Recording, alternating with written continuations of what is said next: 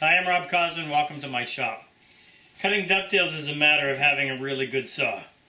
Whether you like to admit that or not, or whether you're willing to spend the money, that's up to you. But in order to do this kind of a job on a dovetail, you have to have a saw that will cut a perfectly straight line. I'll show you what I mean. Straight is defined as the shortest distance between 2 points. That means that when your saw starts to go down through that wood, it should continue on the path itself, meaning it's not going to veer to the right or to the left. It's going to continue on that path. Now, you can't correct midstream. That means you've got to be able to start it with precision and then go from the top down to the baseline. Some of the features that I built into my saw, and we actually make these here in our shop, I have a pistol grip handle that helps so that every time you pick up that saw, it registers exactly the same, and you'll eventually learn what angles are what just from the feel of the saw. Second thing is the weight. Third, we have little tiny teeth out here to help start the saw precisely. And that's the first thing that you have to be able to do with the dovetail saw. So if you've got a line on your board that you have to follow, you've got to be able to come in there and with precision start the saw curve right where that line is. In this case, preserving the line. Second most important thing you have to be able to do is make a perfectly plumb cut. What I mean by that, when you look at the pins on this second half of the joint, if these cuts aren't perfectly perpendicular, the joint simply doesn't work. And the best trainer for that is gravity. So let me tell you how that all fits in. But the first thing I want to do is tell you what you can do if you can't afford or don't want to spend the money on a really good saw like that. This is actually the saw that I started with. Not very expensive at all. Has what I would call a file handle. But I made some modifications to this that would allow me, eventually, to be able to come in and get good, accurate saw cuts. Doesn't cut as fast, but it still cuts nice and straight. Well, I picked this up at a local hardware store, and I don't think I paid any more than $20 for it. Some of the problems with it, it's rather flimsy. It flexes rather badly right there at the point where the handle and the brass and the back meet. It had too much set. The teeth weren't properly sharpened. And there was no registration, meaning every time you picked it up, you were forced to follow a line because you might pick it up a different way each time. So let's go through some of the steps. First thing we want to do is we want to file rip teeth. We're ripping wood when we cut dovetails. It only makes sense to have rip teeth on the saw. A lot of times the inexpensive saws come with crosscut teeth, and I can't tell you why they do that. Make yourself a little saw vise. Nothing more than a couple pieces of plywood, a few bits of hardwood, and a piano hinge. The idea is to pinch the saw blade right up close to the teeth. So I would go ahead, put that in the vise, put my saw in, and I want it so that the teeth just clear the top of the vise. I would say no more than what you see right there, which to the very top of the teeth would be maybe 1/8 of an inch. You want to have them well supported up here so they don't vibrate. Now for a file, I use either a 5-inch or a 4-inch double extra slim taper file. You can buy them for $5 or $6.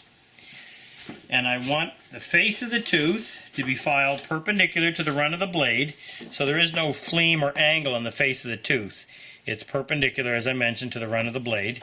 And then the cutting face I want to have standing at 0 degrees or straight up and down.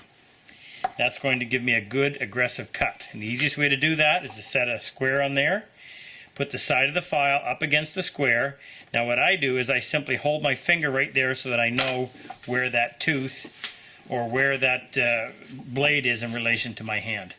Now you can also come in and paint the teeth if you need with a felt tip marker, and what that'll do is just make it so that each time or as you file, if you accidentally stop or lose your position, you can go back and tell which tooth was touched.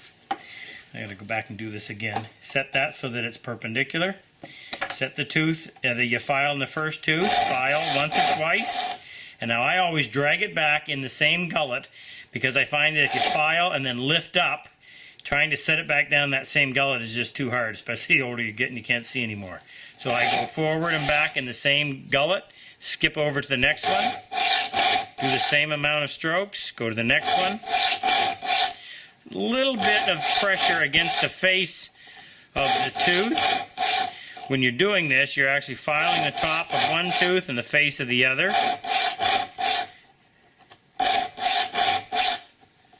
And I'd go right on down. saw like this wouldn't take any more than 5 to 7 minutes. And that I would consider slow. Alright, so once you're done that, we're going to adjust the set. Set refers to the fact that each tooth is alternately bent, one to one side, the next one to the opposite side, so that the kerf you leave, that groove in the wood, has to be wider than the blade. If it isn't, you'll only get in there 1/8 of an inch and it will bind.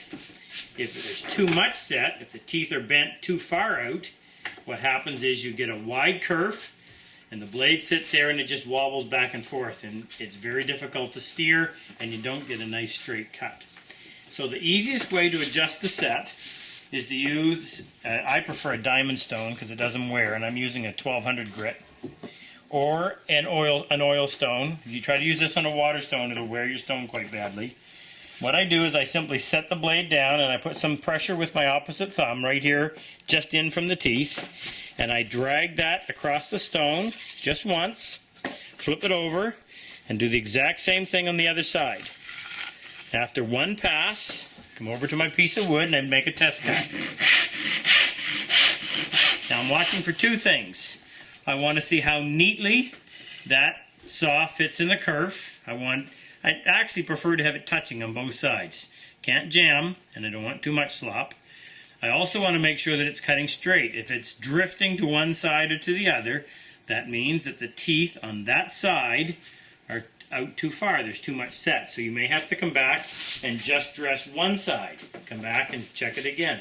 Make several cuts, especially if you're new at this, to determine whether or not there is indeed any drift, or correct the drift so there no longer is any. Now when I make that cut, I can see that it's nice and straight right from there down to the bottom. It may not be perpendicular, you've got to work on that. Alright, there's two things. Actually, that's most of it. The third thing is kind of a personal preference issue. I like to have a saw that when I pick it up, it registers. What happens is, sooner or later, gravity will teach you what perpendicular is. So, on a saw like this, it has a round handle. What I had done, I cut a little flat spot, so that every time I pick it up, that flat spot would register against the base of my thumb, and I would eventually get to a point where I could feel perpendicular, and I had the benefit of the saw always registering the same way. So what you can do is take your saw. Now I've got a coarse rasp, and you can just go in there, kind of take a marker or pencil or something and kind of get some idea as to where you want that to be. And you can go in there and with a series of cuts, you can shape a flat spot. And then I wouldn't go too far before I would stop and check and see if that's going to find that spot that will always register. And you can go back and adjust it as needed. And then you may want to come in with some fine sandpaper or a finer rasp and get it to the point where it suits you perfectly. Now, do those three things, make sure it's straight, and if it isn't, you're going to have to go in and straighten it. And the easiest way to do that is to simply put 2 blocks of wood on your bench and use a clamp. So if I've got a bit of a bend right here, I would put a block here and a block here and a little bit of pressure in the middle. Bend it, take it off, check it, just go back and forth until you get it right. Slight bends in the blade aren't that big of a deal anyway, if you consider how small amount of the blade is actually in the wood at any given time. Practice with that until you can make that saw do exactly what you want. And as you get better with this, what you'll eventually find is a better saw will make the job even easier. Now this is softwood. Cuts relatively easily. You get into some maple, some oak, you may find that this little saw just doesn't quite cut it the way you want. Has a lot of flex, and that's where you may want to move up and get a better saw. Visit my website, RobCosman.com. On there we have daily training sessions. Members get a half-hour episode each day. We do a power tool and hand tool class on Monday, Wednesday, and Friday. Tuesday and Thursday is strictly hand tool. We don't use any power tools whatsoever, and we build furniture that way. There's some free videos. You can go on there and check it out. Anyway, I wish you all the best. Enjoy cutting dovetails. And if you have any information or questions that you'd like to ask me, drop me a line, rob@RobCosman.com. See you.